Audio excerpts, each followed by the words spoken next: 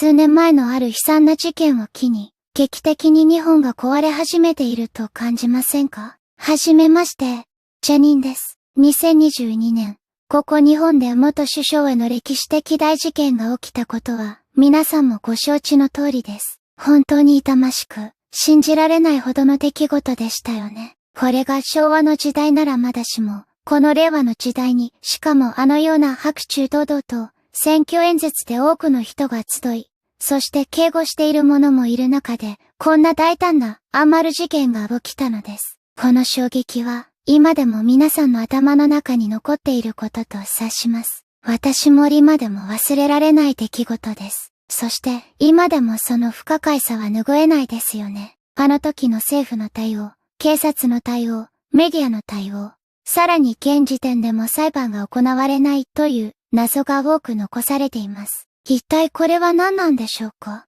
私はエンターテインメントとしての陰謀論は大好きですが、基本的に世にはびこる陰謀には疑り深い方です。今のところ話す気はありませんが、育った家庭環境から信じるということに懐疑的です。必ず疑いや冷静な視点で物事を見てしまいます。そんな私ですら、この出来事に関してはおかしいと思う点が多く、陰謀と一周して風化させてはならないと感じるほどです。そしてここからが本題です。その事件後の日本を見てどうでしょうか？どんどん日本政府の暴走が激化している印象はないでしょうか？そして本来政府側を批判する野党、左派組織、メディアが現体制を擁護応援するという摩訶不思議な現象が起きています。一部の政党と国民の声を無視し、暴走が止まらないですよね。民主主義国家の日本において、選挙が絶対的な民意を表すものであるはずです。そして、すでに3度も現与党に対する否定の結果が出ているわけです。にもかかわらず、日本人に向き合う姿勢が到底見えないことをし続けているように感じます。よく与党側の人間が、国民の声をよく聞き、丁寧に説明をしご理解を得ていきたい、と言ったり、説明が足りていなかったと感じる、などとメディア等で言いますよね。では、現在も突然出てくる、〇〇国に〇〇億円の援助決定、〇〇国から〇〇人の受け入れ決定、さらには、新たに〇〇市が〇〇国のホームタウンにと言って、特別ビザが発行される、という話が出てきています。これらのことは、事前に国民の声を聞いてから進めたことなんでしょうか？それと、理解が得られるまで、丁寧に説明をされているのでしょうか？私は疑問しかありません。今もなおそのような誠実な対応はせずに、期待を裏切ることをやり続ける政治。私は、現在の日本の状況、特に、外国人の受け入れ政策や管理制度に対し、さらなる大きな危機感を感じました。この現状に、いても立ってもおられず、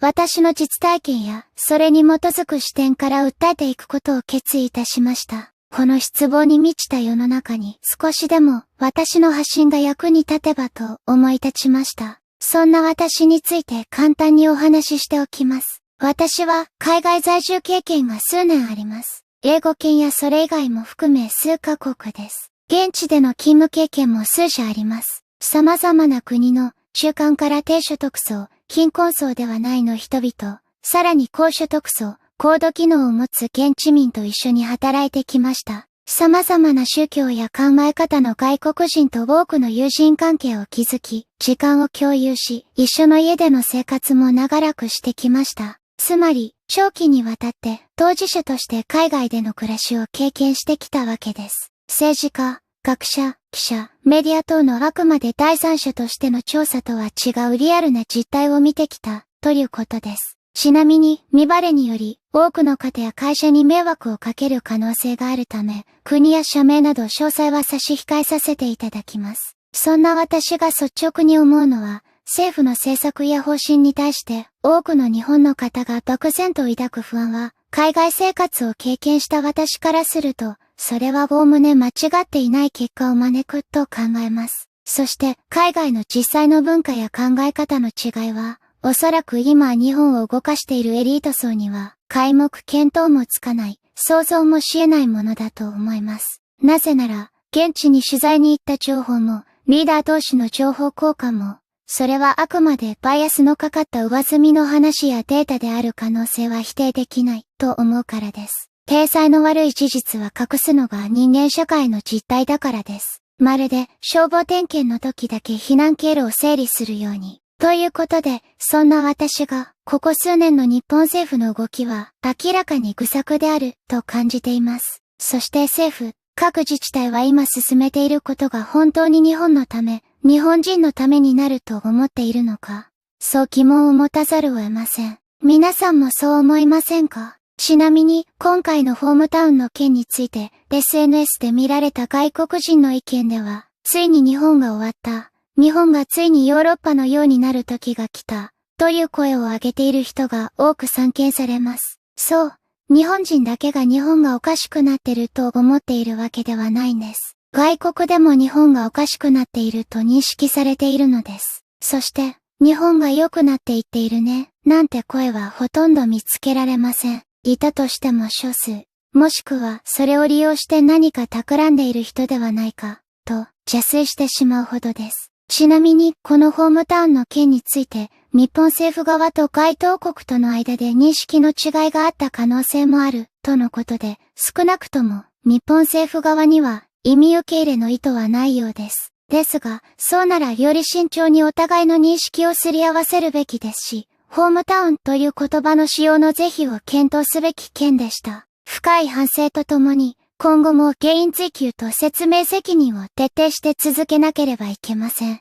そもそも私は短期であっても、企業インターン職業訓練という観点でも、安易に外国人を入れるべきではないと、現在は考えています。なぜか、現在の政府、日本の状況はそんなことをできる状態ではないと思うからです。日本人の多くは、こういう現状にもううんざりしています。近年の与党、日本政府の行いは日本国民の民意ではないですよね。現日本政府の暴走は止めなければいけません。むしろなぜ暴走している政府を止めることができる人や制度はないのでしょうか。国会議員は何をしているんですか？選挙で民意を示しても総理が辞めると言わないと辞めさせられないのであれば、逆に言うと兵器開発とか核保有も進めても良いんじゃないんですか？もちろんそんな簡単な問題じゃないことは分かっていますが、国民から反対され、議席減らしても良いという政府なら何でもやれちゃうのではないか、という危険性と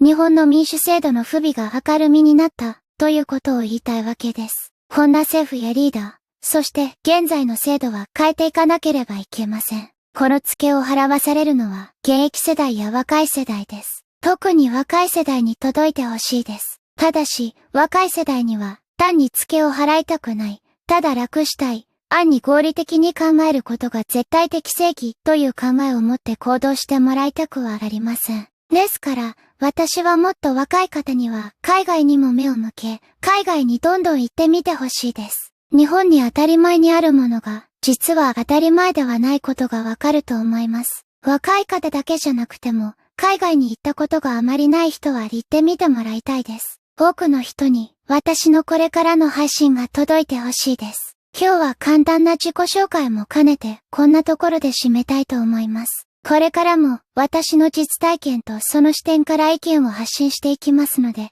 ご興味のある方はチャンネル登録と高評価よろしくお願いします。また皆さんの日本に対する思いや政策の評価、経験したことなどあればコメントで聞かせてください。それではまたお会いしましょう。